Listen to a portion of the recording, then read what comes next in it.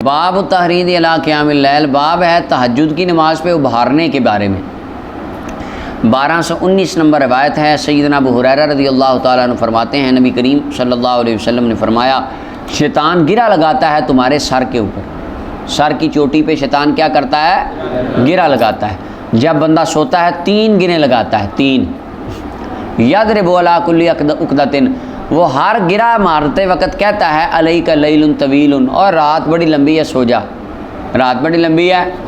شیطان یہ کلمہ کہہ کے گرہ مارتا ہے، بیچ میں آتا ہے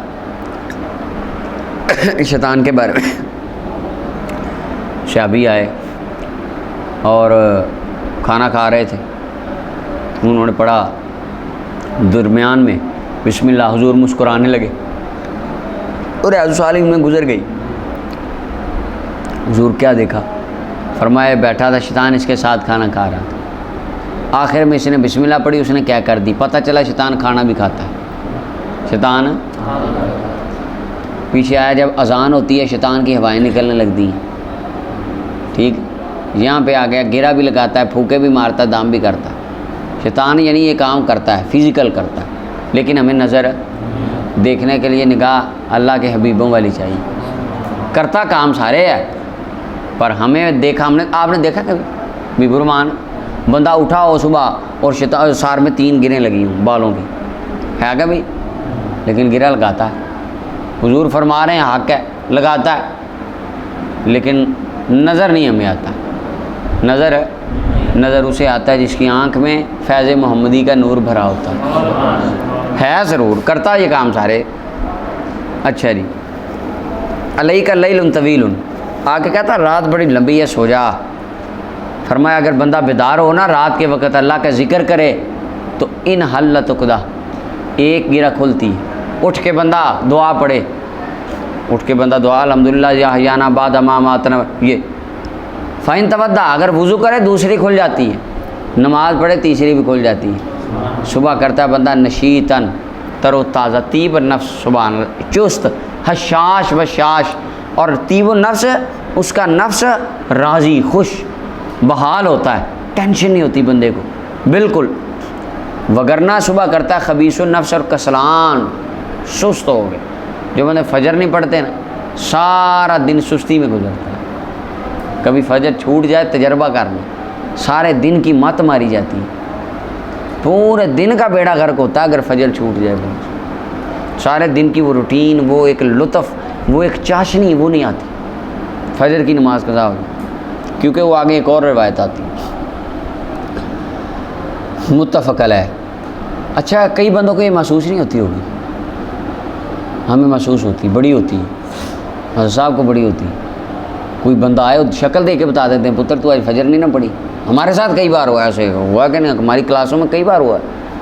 طالب علم کو آپ بھائی سبق پڑھاتے درمیان میں، اوے تو نے آج فجر پڑھی ہے؟ نہیں قبلہ میں نے نہیں پڑھی، تیری شکل بتا رہی پتر تو نے فجر نہیں پڑھی۔ لیکن یہ نظر ہر بندے کو نہیں نہ آتی، ہم بھی تو ہر بندے کو دیکھتے ہیں، ہمیں نہیں آتی یہ چیز۔ تو یہ ایک روحانی دین کا، نماز کا، ذکر اذکار کا ایک روحانی اثر ہوتا ہے۔ کئی بندے ہیں جنہوں نے 10 سال سے ہی فجر نہیں پڑھی، کبھی 2 سال ہو گئے، ان کو بالکل نہیں فیل ہوتا کہ ہمارے دن میں فجر نہ پڑھنے سے کوئی دقت آ رہی ہے۔ کیوں؟ کیونکہ غلاف چڑھ گئے ہیں اب، ایسے ہی ہے، اب روٹین بن گئی ہے۔ روزانہ شیطان آ گئے، شیطان میں گرے کیا تو ساری باندھ دیا ہوتا ہے، تباہی پھر گئی، تو اب وہ محسوس نہیں ہوتا۔ بندہ گناہ کرتا پہلے محسوس ہوئے گناہ، پھر دوسری بار گناہ، تیسری بار یار یہ گناہ ہے، چوتھی بار ہاں گناہ ہے، 5ویں بار دل کہتا ہے، زبان بند ہو جاتی، دل کہتا ہے تو نے اچھا نہیں کیا، آہستہ آہستہ دل کہتا رہتا، بندے کا نفس گناہ کو ہلکا جاننے لگتا ہے۔ پھر ایک وقت آتا ہے بندے کو گناہ ہی نہیں لگتا۔ اسی طرح ہمارا حال ہوتا ہے جب ہم بے نمازی ہو جاتے ہیں، نماز پڑھتے ہی نہیں، سال نماز ہی نہیں پڑھی، بس شیطان کہتا ہے پھر ٹھیک ہے، نارمل زندگی گزر رہی ہے، عذاب تو نہیں یار، پتھر تھوڑی پڑ رہے ہیں تیرے اوپر سے، کیا ہوتا ہے اگر تو نماز نہیں پڑھتا؟ شیطان ڈالتا دل میں بات، بندہ کہتا ہے ہاں ٹھیک، نارمل چل رہی روٹین ٹھیک، یہ ہوتا ہے۔ تو جو عادی ہوں ان کے ساتھ کبھی ایسا ہو جائے، یہ کیفیت وہی بتا سکتے ہیں۔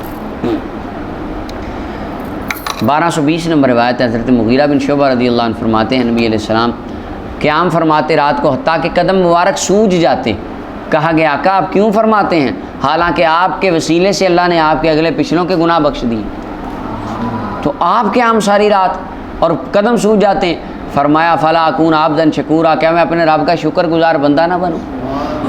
اب اللہ نے بخش دیا ہے, اب حدیث میں آ گیا ہے, اور اہل سنت کے جمہور ائمہ کا یہ اتفاقی عقیدہ ہے کہ جس نے لا الہ الا اللہ محمد الرسول اللہ صلی اللہ علیہ وسلم صدق کے دل سے پڑھا, نبی کریم صلی اللہ علیہ وسلم کو اللہ کا رسول مانا, اللہ کو ایک مانا, شرک نہ کیا, اور وہ مر گیا, جتنا مرضی گناہ گار ہے, جہنم کی سزا کاٹنے کے بعد اللہ ہم سب کو محفوظ فرمائے, ہم میں تو اتنی شکت نہیں ہے جہنم کی سزا کاٹیں, تو بالآخر اس کو بھی گناہ سے گناہ گار بندے کو بخش دیا جائے گا. اب نبی کریم صلی اللہ علیہ وسلم جن کے وسیلے سے اگلے پچھلوں کو بخشے جانا ہے, حضور نے جن کی شفاعت کرنی ہے, کوئی اگلے پچھلوں کے گناہ کا ایک مطلب یہ بھی ہے کہ آقا اگلوں سے مراد وہ ہیں جو اگلے قیامت تک آپ کے آنے والی امت ہے, آپ کے صدقے ہی تو بخشی جانی ہے, اور پچھلوں سے مراد جو پہلے گزر گئے, آپ کے انتظار میں گزر گئے, ان کی بھی آپ شفاعت فرمائیں گے. آپ کے صدقے سے اگلے پچھلے بخشے گئے ہیں, آپ کو ضرورت قیام کی, تو فرمایا کیا میں شکر گزار بندہ نہ بنوں؟ اگر اللہ نے نعمت کر دی ہے, یہ مجھ پہ انعام کر دیا ہے, تو اس کا یہ مطلب ہے میں عبادت ہی نہ کروں اپنے اللہ کی؟ فرمایا میں رب کا شکریہ ادا کرتا ہوں. اور ملا علی قاری کہتے ہیں شکریہ ادا کرنے کا سب سے اچھا طریقہ ہے اللہ کا کہ رب کی عبادت کی جائے, اللہ کی. اور نبی کریم صلی اللہ علیہ وسلم کا شکریہ ادا کرنے کا سب سے اچھا طریقہ, عبادت تو اللہ کی ہے, انبیاء کی تو عبادت نہیں کی جاتی, خدا کے علاوہ عبادت حرام ہے. وہ کیا مطلب ہے انبیاء کا شکریہ, ہم پہ جو کرم ہوا, دیکھیں ہم پہ کتنے کرم ہوئے, وہ کس کی وجہ سے؟ حضور کی وجہ سے. تو اس کا ہم نے شکریہ, اس کا جو ہم نے ادا کرنا ہے وہ کس طرح؟ کثرت سے حضور کی عظمت و شان کو بیان کیا جائے, ان کی محبت لوگوں میں پھیلائی جائے, یہ شکریہ ادا ہے. حق تو ادا نہیں ہو سکتا, کوشش ہی ہے. بخاری مسلم نے اسے روایت کیا. سبحان اللہ. مولا علی پاک مولا علی قاری نے بڑی پیاری بات لکھی. مولا علی فرماتے تھے نہ قومن عبدوا رغبتاً فتلک عبادت التجار, جو جنت کی لالچ میں عبادت کرتے ہیں نا وہ تو تاجر ہیں, وہ سودے بازی ہیں نا. یہ عبادت کریں گے بدلے میں کیا ملے گا؟ بھائی جان کنک بیچی, اپنا چاول بیچے, سامان بیچا, کپڑے بیچے, بدلے میں کیا ملے گا؟ منافع آئے گا. ٹھیک ہے, گندم کا کاروبار کوئی بھی ہے تو یہ بھی کاروبار ہی کر رہے ہیں, لیکن اس سے کوئی یہ حرام نہیں قرار دیا گیا کہ یہ کرو ہی نہ. اب ٹھیک ہے, عام نارمل لوگ جو جنت کے لیے نماز کیوں پڑھتے یار اللہ جنت دے دے, ٹھیک, یہ قرآن پاک میں اس کا ذکر کیا گیا کہ یہ کرو گے تمہیں جنت ملے گی, کیونکہ ہر بندے کے ظرف کا لیول ایک نہیں ہوتا. اچھا, مولا علی فرماتے ہیں انا قومن عبدوا رہبتاً فتلک عبادت العبید, جو اللہ کے ڈر سے, جہنم کے ڈر سے عبادت کرتے ہیں نا, یہ تو غلاموں والی عبادت ہے. غلام بھی اپنے آقا کے ڈر سے کام کرتا ہے کہ نہ کیا تو جوتیاں پڑنی ہیں, بندہ بھی ہے کہ نہ پڑی آگے جہاں میں چھیتر جوتیاں, ایسے ہی ہے. فرمایا انا قومن عبدوا شکرا فتلک عبادت الاحرار. مولا علی فرماتے ہیں جنے والی عبادت یہ ہے کہ بندہ رب دے پیار وچ نماز پڑھے, اس کی محبت میں عبادت کرے کہ اللہ میں عبادت کر رہا ہوں کہ تیرے علاوہ لائق عبادت ہی کوئی نہیں, مجھے تجھ سے پیار ہے میں اس لیے نماز پڑھتا ہوں, روزہ اس لیے رکھتا ہوں تو نے کہا ہے مجھے محبت ہی بڑی ہے تیرے سے. یہ ہے ایک مزے والا. ہمارے نا کچھ بالخصوص مذہبی طبقے نے, خارجیوں نے اور کچھ اپنے بھی کچھ شدت پسند مولویوں نے عوام الناس میں اللہ تعالیٰ کی ذات کو اس طرح منقش کیا ہے جیسے ناؤز, یعنی انہوں نے جبار و قہار ہی سنایا ہے. یہ کرو گے, نہ کرو گے جہنم, یہ نہ کیا جہنم, تینوں بھی جہنم, تینوں بھی جہنم, تینوں بھی جہنم, تو اینے 100 سال سڑنا ہے, تو اینے 100 سال, تو اینے 100 سال. یعنی بندوں کے ذہن میں نا یہ انہوں نے ایک ڈکٹیٹرشپ بٹھائی ہے کہ کوئی ایک نہیں, ناؤز باللہ صرف جلادی ایک نظام ہے, عذاب ہی ہونا ہے تمہیں بس, یہ ایک بنایا گیا. حالانکہ رب تعالیٰ کی ذات ایسی تو نہیں ہے جسے خوف کیا جائے, ڈرا جائے, وہ تو پیار کرنے والی ذات ہے. پیچھے ہم اس کی ڈیٹیل پڑھ چکے ہیں. ڈرا مولا سے نہیں جاتا, اس کی نافرمانی سے ڈرا جاتا ہے. صوفیاء فرماتے تھے رب تو پیار کرنے والا ہے, اور آتا نہیں وہ کروڑوں اربوں ماؤں سے زیادہ پیار کرتا ہے. یہ 70 ماؤں والا جملہ مشہور ہے ہمارے. 70 چلے عدد کثیر کی طویل ہم کرتے ہیں, حدیث میں صراحت 70 والی نہیں ہے, وہ کئی ماؤں سے اور کئی مطلق ہے. اور المطلق یجری اللہ تعالیٰ کی دنیا کائنات کی 1 ارب ماں اکٹھی ہو جائے, وہ اپنے بچے سے ان کی محبتوں کو جمع کرے, رب اپنے ایک بندے سے اسے زیادہ محبت فرماتا ہے. تو وہ اسے ڈرنا اسے پیار کرنا ہے. ہاں اس کی ناراضگی, اس کے غضب سے ڈرنا. ہم ماں باپ سے ڈرتے ہیں, کئی بندے تو ڈرتے ہیں. یہ تو بات ہے ہمارے, یعنی ایک پنجاب کا جو ایک کلچر ہے وہ تو والد صاحب گھر آ جاؤ چھپ جاؤ ابا جی آ گئے, ایک تو یہ تھا. لیکن نارمل ایک میں آپ کو بات بتاتا ہوں, والدین سے ڈرا نہیں جاتا, ان کی ناراضگی سے ڈرا جاتا ہے کہ ہم کوئی ایسا باپ کیا والد صاحب کا, کسی کے والد ایسے ہوتے ہیں وہ گھر آئیں آ کے جوتی اتارنے, کہا میرے پیارے پیارے بچے آئیں لائن بنا لیں اور 10 جوتیاں مارے روزانہ, صبح شام آتے جاتے. ایسے ہوتا ہے. باپ کب مارتا ہے بچوں؟ جب کام غلطی کرے. وہ کیوں مارتا ہے؟ اصلاح کرنے کے. ایسے ہی ہے نا, اصلاح ہو جائے, اب مار پڑ جائے گی, آئندہ غلطی نہیں کرے گا, زمانے میں غلطیوں سے بچنے کے قابل ہو جائے گا. یعنی اصلاح کے لیے مارتا ہے. باپ کا شوق تو نہیں ہوتا, دل تو نہیں ہوتا کہ میں صبح 10 ماروں شام کو 10 ماروں. اچھا تو بچے کیا کرتے ہیں پھر؟ جب وہ ایک بار پڑ جاتی ہیں جوتیاں, اصلاح ہو جاتی ہے, آئندہ سے پتہ چل جاتا ہے یہ کام ہم نے کرنا نہیں, یہ کام نہیں کرنا آئندہ سے. یعنی والد نفرت نہیں کرتا اولاد سے, والد کو بڑی محبت ہوتی ہے. وہ بتاتا نہیں علیحدہ بات, یہ بہت شاذ و نادر ہے. اور مقدروں والی وہ شخصیات ہوتی ہیں جن کے والد انہیں کہیں بیٹا مجھے تجھ سے بڑا پیار, ابا کہے سبحان اللہ, یہ بڑا یعنی یہ نادر ہے بہت, والد اپنی اولاد میں. وگرنہ والد کے ایک جو ہے نا اللہ تعالیٰ نے اس کا مزاج بنایا, وہ سختی والا اور سکوت والا. والد کبھی اظہار نہیں کرتا, لیکن ٹوٹی جوتی پہن کے دھوپ میں سڑتا مرتا وہی ہے آپ کے لیے. ماں بھی بڑی محبت کرتی ہے, لیکن باپ کی محبت ماں سے مضبوط ہوتی ہے. اس کی وجہ, بچہ کہتا ہے نا اماں مجھے یہ چیز لے دے, اور وہ بچے کے لیے نقصان دہ, ماں کو پتہ ہے یہ نقصان دے گی.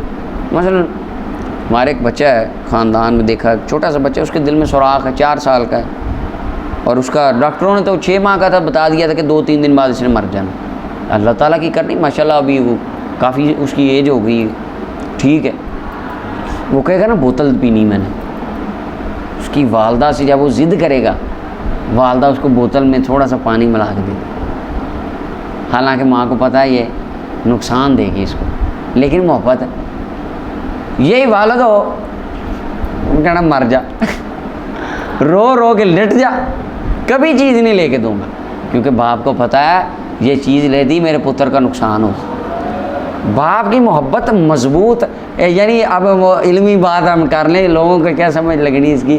اگر استحسان نہ دیکھا جائے نہ نظر دقیق کے ساتھ, تو باپ کی محبت ماں پر غالب, اور قیاس اگر دیکھا جائے تو وہ ماں کی محبت ہے. لیکن جب اثر باطن کمی ہو تو پھر ترجیح استحسان کو قیاس پہ ہوتی ہے, ابے کی محبت کو ترجیح ہوگی. تو باپ کی محبت یہ اس طرح. اچھا خیر, بات کدھر سے ہماری کدھر نکل گئی. بات ہم کر رہے تھے کہ اللہ تعالیٰ کی بندگی, اللہ تعالیٰ کی محبت, ٹھیک ہے. تو وہ محبت فرمانے والی ذات ہے, اس سے محبت کی جائے, وہ بھی محبت فرماتا ہے. حدیث میں آتا ہے, فرمایا جب بندہ میری طرف قدم آتا ہے میری رحمت ایک ہاتھ اس کی طرف آتی ہے, اور جو میری بارگاہ میں پیدل چل پڑتا ہے میری رحمت اس کی طرف دوڑ پڑتی ہے. 1221 نمبر روایت ابن مسعود رضی اللہ عنہ فرماتے نبی علیہ السلام کے پاس ایک بندے کا ذکر کیا گیا. عرض کیا آقا وہ ہمیشہ سویا رہتا ہے, صبح ہو جاتی نماز ہی نہیں پڑھتا, نہ رات کو نہ فجر کی. کسی منافق کی بات کی صحابہ نے. نبی علیہ السلام نے فرمایا وہ بندہ ہے اس کے کان میں شیطان پیشاب کر دیتا ہے, اور ایک روایت میں آتا ہے دونوں کانوں میں کر دیتا ہے. یعنی مراد یہ ہے شیطان کے پیشاب کرنے, ایک تو مراد ہے فزیکل طور پہ وہ اس طرح کرتا ہے, لیکن ہمیں پتہ نہیں ہے چونکہ وہ ایک غیبی معاملہ ہے. دوسرا معنی ہے کہ وہ پیشاب سے مراد ہے اس کے کان کو پلیدیوں سے بھر دیتا ہے, شیطانی باتیں اس کے کان میں ڈال دیتا ہے، اس کو اذان کی آواز نہیں سنتی۔ دوسرے محدثین نے اس کا معنی کیا اذان کی آواز تو سنتی ہے لیکن حق کی آواز سن کے لبیک کہنا اس کے نصیبوں میں نہیں ہوتا، کیونکہ شیطان نے اس کے دل میں ایک تو گرے لگائی ہیں سر پہ، اور دوسرا اس کے کان میں اس نے لغویات بھر دی ہیں، اذان آئے نہ آئے اس کو کوئی فرق نہیں پڑتا۔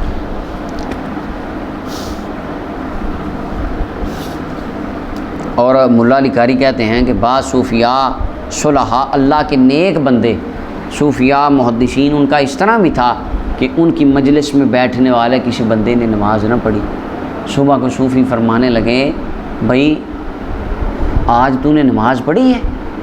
کہنے لگا جی نہیں۔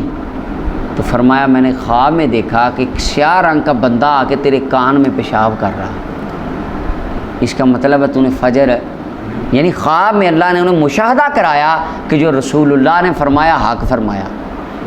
یہ اب مشاہدہ ہر بندے کو تو نہیں نہ ہوتا، اللہ اپنے خاص بندوں جس کو چاہے انعام فرماتا۔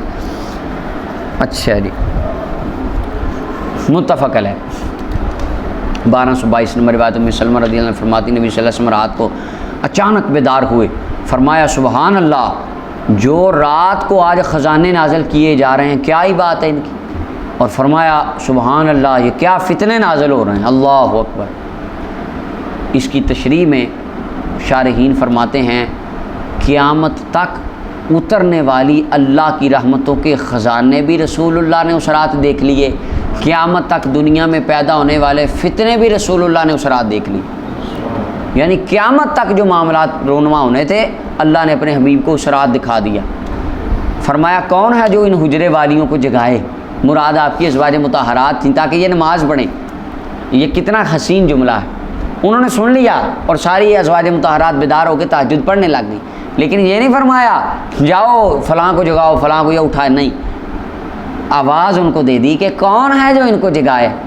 انداز کتنا پیارا نبی صلی اللہ علیہ وسلم کا، اٹھ کے سے آپ نماز پڑھنے لگی، اور آپ نے فرمایا کتنی ہی دنیا میں بدن ڈھانپنے والی ہیں جو آخرت میں بدن سے آری ہوں، ان کو لباس میں میسر نہیں کیا جائے گا۔ مراد یہ تھا کہ دنیا پہ جو زیب و زینت کا لباس، فخریہ لباس پہننے والے بڑے لوگ ہیں جو قیامت کے دن ننگے ہوں گے، ان کو لباس دیا نہیں جائے گا۔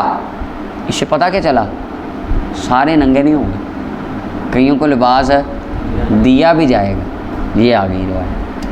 اچھا جی، اور مقصد یہ ہے کہ دنیا میں رہتے ہوئے تو بڑی شان و شوکت سے زندگی گزاری، لیکن عبادات آخرت کا لباس جمع نہ کیا تو آخرت میں تو ننگے ہوں گے۔ امام بخاری نے اس کو روایت کیا۔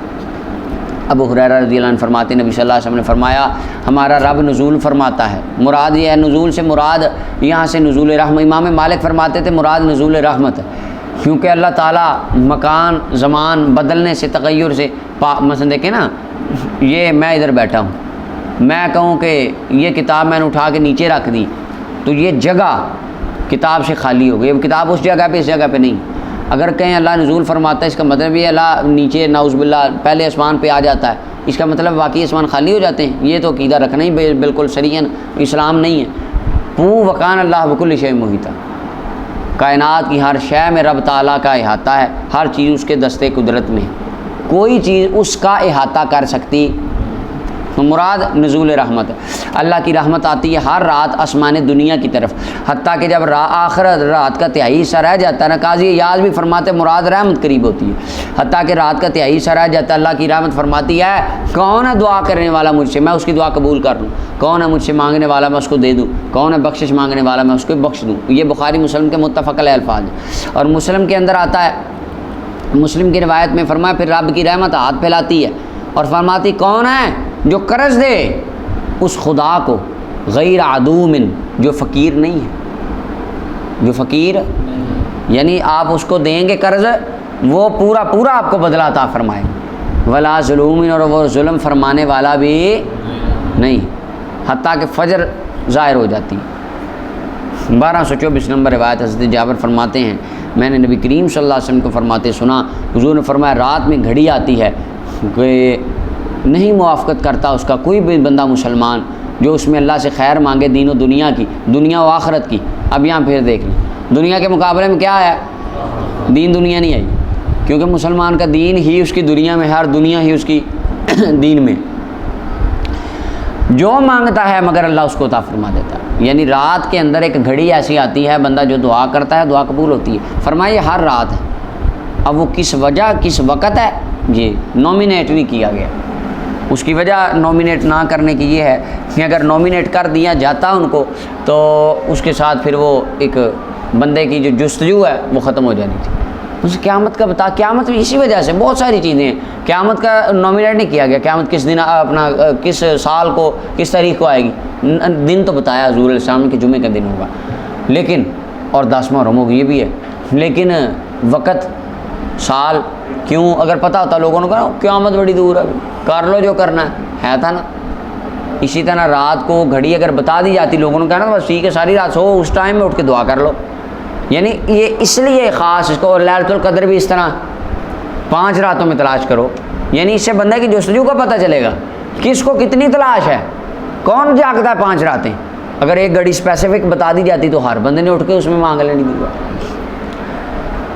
1225 نمبر روایت عبداللہ بن عمر فرماتے نبی صلی اللہ علیہ وسلم فرمایا محبوب ترین نماز اللہ کی بارگاہ میں داؤدی نماز ہے. کیا کہتے ہیں غیر اللہ پہ نام آ جائے تو وہ حرام ہو جاتی ہے. اب روزے پہ اللہ کے علاوہ رب کے نبی کا نام سرکار خود لے رہے ہیں. محبوب ترین روزہ اللہ کی بارگاہ میں داؤد علیہ السلام کی نماز ہے اور داؤد علیہ السلام کا روزہ ہے. فرمایا آپ نصف رات سوتے اور تہائی حصہ قیام کرتے پھر آپ چھٹا حصہ سو جاتے. یعنی پہلے سوتے پھر قیام کرتے پھر سوتے پھر اٹھتے اور ایک دن روزہ رکھتے ایک دن افطار کرتے. متفق علیہ. یہ اس کے اندر زیادہ مشقت ہے. دیکھیں ایک بندہ روزہ رکھتا ہی نہیں کھاتا رہتا کھانا کھاتا رہتا ہے. روز ہم ڈیلی تو روزہ نہیں رکھتے. جسم کی ایک روٹین بن جاتی کہ ڈیلی ہم نے کھانا کھانا. رمضان میں روزے رکھتے ہیں پہلے 4-5 محسوس ہوتا ہے بعد میں روٹین بن جاتی ہے 30 دن کا پتہ ہی نہیں چلتا بعد میں. ایسے ہی ہے ایک دن روزہ رکھے ایک دن کھانا کھائے پھر روزہ پھر کھانا پھر روزہ پھر کھانا. نفس تذبذب میں رہتا ہے پتہ نہیں میں نے روزے رکھنے ہیں پتہ نہیں میں نے کھانا کھانا. تو یعنی اس کے اندر ہے کسی طرح بندے کی روٹین نہیں بنتی. یعنی اس میں مشقت زیادہ ہے. ایک دن کھانا کھا رہے ہیں اگلے دن آپ روزہ رکھ رہے ہیں بھوک کھانا کھلا ہی نہیں رہے اگلے دن پھر کھانا کھلا رہے ہیں اگلے دن پھر بھوکا. یعنی اس کے اندر زیادہ مشقت ہے. 1226 نمبر روایت معاشرہ رضی اللہ عنہ فرماتی ہیں مراد نبی کریم صلی اللہ علیہ وسلم آپ سوتے تھے پہلی رات پھر آپ آخر رات کو زندہ کرتے. اگر آپ کو کوئی حاجت ہوتی ہے اہل کی طرف تو آپ اپنی حاجت کو پورا کرتے پھر آپ سو جاتے. اگر اذان کے وقت ندائے اول کے وقت آپ جنبی ہوتے حالت جنابت میں ہوتے تو آپ جلدی سے اٹھتے اور پانی بہاتے یعنی غسل فرماتے. جنبی نہ ہوتے نماز کے لیے وضو کرتے پھر آپ 2 رکعتیں پڑھتے. امام بخاری مسلم نے اسے روایت کی ہے. اچھا جی اب اس میں ہے کہ اپنا نماز تہجد کے بعد آخری رات کے حصے میں آپ مثلا قربت فرماتے اپنی ازواج سے. مولا علی قاری فرماتے ہیں اس سے یہ بھی اور اپنا یہ وہ فرماتے ہیں کہ میڈیکل کے شعبے میں بھی یہ بات اسی طرح ہے. آج بھی ڈاکٹر میرے خیال سے شاید اسی طرح خیر مراد کا تو نہیں مجھے پتہ. مولا علی قاری رحمۃ اللہ علیہ نے جو لکھا ہے اس میں یہ 400 سال پہلے ہے. اب آج اگر کوئی ہے اس میں کوئی تحقیق ڈاکٹر بندہ کرے کہ آپ فرماتے ہیں کہ سب سے اچھا والجماع والامتلاء مضر بالاجماع. اس حدیث پاک سے ہمیں یہ پتہ چلتا ہے اور اطباء طبیب بھی یہی کہتے ہیں کہ رات کے آخری حصے میں خاتون سے قربت کرنا یہ اولا ہے اور مستحب ہے کیونکہ اس وقت انسان کا جو ہوتا ہے پیٹ وہ خالی ہوتا ہے اور خالی پیٹ قربت کرنا یہ اولا ہے. اور بھرے پیٹ قربت کرنا یہ نقصان دیتا ہے. اس کے اوپر اتفاق ہے لوگوں کا. یہ مولا علی قاری فرما رہے ہیں. اب آج کی سائنس کی اس کے بارے میں کیا تحقیق ہے واللہ عالم بالصواب. یہی ہونی چاہیے ہوگی میرے خیال سے تو یہ ہوگی. دوسری فصل 1227 نمبر روایت حضرت ابو امامہ فرماتے ہیں نبی کریم صلی اللہ علیہ وسلم فرمایا علیکم بقیام اللیل تم رات کے قیام کو لازم پکڑو. یہ صالحین تم سے پہلے صالحین کا طریقہ ہے. تم سے پہلے سرکار فرما رہے ہیں جو کام پہلے کرتے تھے تم بھی کرو. اللہ والوں کے طریقے پہ چلو. اللہ والوں کا طریقہ اچھا ہوتا ہے. اب ہمارے یہاں کیا کہا جاتا ہے وہ کافروں والی جتنی آتے ہیں نا کفار والی کہ جب کفار کو آ جاتا تھا تم اسلام کیوں نہیں لاتے ہو کہتے تھے ہمارے اباؤ اجداد بھی شرک کرتے تھے ہم بھی کریں گے. تو خارجی کہتے ہیں دیکھا ان کے آباء و اجداد بھی ولیوں کو مانتے تھے، میلاد مناتے تھے، یہ بھی مناتے ہیں، لہذا یہ بھی مشرک۔ لا حول ولا قوت۔ اب سرکار بھی فرما رہے ہیں کہ تم بھی وہ کرو جو پہلے بڑے کام، اور یہ اچھا ہے۔ فَإِنَّ دَابُ الصَّالِحِينَ، یہ صالحین کا طریقہ ہے، اور فرمایا لازم ہی کرو، لازم قرار دیا جا رہا ہے۔ پتہ چلا بڑے دو طرح کے ہوتے ہیں، کچھ اچھے ہوتے ہیں اور کچھ جن کے برے ہوں ان کے پیچھے چلنا حرام، جن کے اچھے ہوں ان کے پیچھے چلنا عین ثواب۔ ہمارے اچھے ہیں، ہم اسی لیے تو پیچھے چلتے ہیں۔ وَهُوَ قُرْبَةٌ لَكُمْ إِلَىٰ رَبِّكُمْ، اور رات کا قیام تمہیں رب کے قریب لے جاتا ہے، گناہوں کو مٹاتا ہے اور گناہ سے روکتا ہے، گناہ سے، سبحان اللہ۔ امام ترمذی نے اسے روایت کیا۔ آگے ہے 1228 نمبر روایت، ابو سعید خدری فرماتے ہیں نبی صلی اللہ علیہ وسلم فرمایا 3 اشخاص اللہ تعالیٰ ان پر بڑا راضی ہوتا ہے اور ان پر نظر عنایت فرماتا ہے۔ ید حقو کا یہی معنی ہے۔ فرمایا وہ بندہ جب رات کو قیام کرے، نماز پڑھے یعنی تہجد پڑھے، اور وہ قوم جب نماز میں صف بنا کے کھڑی ہوتی ہے، اور وہ قوم جب دشمن کے خلاف لڑنے کے لیے صف بناتے ہیں، اللہ کو یہ تینوں اچھے لگتے ہیں، رب ان سے راضی ہوتا ہے۔ امام بغوی نے شرح السنہ میں روایت کی ہے۔ 1229 نمبر روایت عمر بن ابسہ فرماتے ہیں نبی علیہ السلام نے فرمایا قریب بندہ رب کے بندہ ہوتا ہے فی جوف اللیل الاخر، رات کے آخری حصے میں، تہجد کا ٹائم، جب پچھلی راتی رحمت رب دی کرے بلند آوازاں۔ میاں صاحب کا شعر بھی۔ اگلا مصرع کس طرح؟ بخشن منگن والے ہیں کارن کھلا ہے دروازہ۔ ہاں فَإِنِ اسْتَطَعْتَ، تو فرمایا اگر تو استطاعت رکھتا ہے کہ تو ان بندوں میں سے ہو جائے جو اللہ کا ذکر اس گھڑی میں کرتے ہیں، تو فرمایا امر ہو جا، یہ گھڑی کو ضائع نہ کرنا، اسے ضائع نہ کرنا، اسے سنبھال کے رکھنا۔ حدیث حسن صحیح ہے۔ 1230 نمبر روایت ابو ہریرہ پاک فرماتے ہیں نبی علیہ السلام نے فرمایا اللہ تعالیٰ رحمت فرمائے اس بندے پر کہ جو بندہ رات کو قیام کرے، نماز پڑھے اور اپنی بیوی کو بھی جگائے، وہ اس کو بھی نماز پڑھائے۔ اگر بیوی انکار کر دے نا اٹھنے سے، اس کے منہ پہ پانی کا چھینٹا لگا دے، پانی چھڑک کے اس کو اٹھا دے۔ فرمایا اللہ اس خاتون پر رحمت فرمائے جو رات کو قیام کرتی ہے، نماز پڑھتی ہے اور اپنے خاوند کو جگاتی ہے۔ سبحان اللہ۔ بندہ اپنی بیوی کو جگائے، فرمایا اس پہ رحمت، جو بیوی اپنے خاوند کو جگائے اس پہ رحمت، اور وہ نماز پڑھ۔ اگر بندہ انکار کرے وہ بھی پانی پہ چھڑک دے، منہ پہ پانی کا چھینٹا لگا دے۔ امام ابو داؤد نسائی نے روایت کی ہے۔ 1231 نمبر روایت ابو امامہ فرماتے رضی گئی آقا کون سی دعا زیادہ سنی جاتی ہے، زیادہ قبول ہوتی ہے؟ فرمایا رات کے آخر میں دعا، یعنی جوف اللیل، رات کے پیٹ میں مراد ہے تہجد کے وقت، اور فرمایا فرض نمازوں کے بعد کی جانے والی دعا، یہ دونوں دعائیں قبول ہوتی ہیں۔ امام ترمذی نے اسے روایت کیا، حدیث حسن ہے۔ 1232 نمبر روایت ابو مالک شریف فرماتے ہیں نبی علیہ السلام نے فرمایا جنت میں کچھ بالا خانے ہیں جن کا ظاہر باطن سے نظر آتا ہے اور باطن ظاہر سے۔ باہر کھڑے ہو کے دیکھیں، اندر نظر آئے گا، اندر سے باہر۔ فرمایا اللہ تعالیٰ نے تیار کیے ہیں بالا خانے ان بندوں کے لیے الان الکلامہ، جو نرم بات کرنے والے ہیں، جو کلام نرم کریں۔ آج کل ہمارے تو آگ ہی ہے، کفر سے نیچے فتوی کوئی نہیں کسی کے پاس، یوں نکالتے ہیں دین سے مولوی کہ اللہ کی پناہ، آگ نکلتی آگ۔ تو فرمایا وہ بالا خانے ان کے لیے جو کلام نرم کریں، وہ اطعمت طعام، کھانا کھلائیں، کیا کھلائیں؟ تابا سیامہ، اور روزے بھی رکھیں نفلی، وصلی باللیل، رات کو نماز پڑھیں، والناس نیام، لوگ سوئے ہوں، رات کو نماز پڑھیں۔ ٹھیک ہے، ان سب پہ غور کریں، نرم کلام والے پر بھی، کھانا کھلانے والے بھی، تابا سیام روزوں والے، نفلی روزوں پر بھی، اور رات کی، ان سب پہ غور کرنا چاہیے۔ اچھا ہمارے کئی بندے ہوتے ہیں مذہبی بندوں کا خاص، ان لوگوں کے لیے بڑی فضیلتیں سناتے ہیں، خود عمل بڑا کام ہوتا ہے، لوگوں کے صدقہ دو اللہ کی راہ میں، خود بڑے کام دیتے ہیں۔ یہ مولویوں کی ریشو بڑی کام ہے اس حوالے سے۔ اللہ اکبر۔ امام ربانی صوفیہ، کیا بات ہے، اللہ والے تو یہ تھے۔ امام ربانی رحمۃ اللہ علیہ کے پاس مال آنا، زکوٰۃ کتنی، 100 میں سے 2.5%۔ آپ کے پاس اگر 100 روپے آتا تھا نا، 100 روپیہ، اس وقت روپیہ تو نہیں تھا، میں مثال دے رہا ہوں، آپ کے پاس 100 روپے آتا تھا، 2.5 روپے فوراً اللہ کی راہ میں دے دیتے تھے۔ سال بعد جو زکوٰۃ دیتے وہ تو دیتے ہی تھے۔ اگر 1000 روپے آیا، اندر سے 2.5% کتنا بنا، وہ پائی 2.5، ہاں وہ فوراً اللہ کی راہ میں دے دینا۔ فرمانا یہ مال کا حصہ ہے، مال کا حق اللہ کی راہ میں دینا۔ 1233 نمبر روایت ہے، اور امام ترمذی نے بھی اس کی مثل روایت کیا، اور ایک روایت میں ہے لمن اطاب الکلام کے لفظ، یہ روایت 1234 نمبر روایت، تیسری فصل۔ عبداللہ بن عمر بن عاص فرماتے مجھے آقا کریم علیہ السلام فرمایا عبداللہ فلاں بندے کی طرح نہ ہونا، وہ رات کو قیام کرتا تھا پھر اس نے رات کا قیام چھوڑ دیا، تو ایسے نہ کرنا، پہلے شروع کرے بعد میں چھوڑ دے، متفق علیہ ہے۔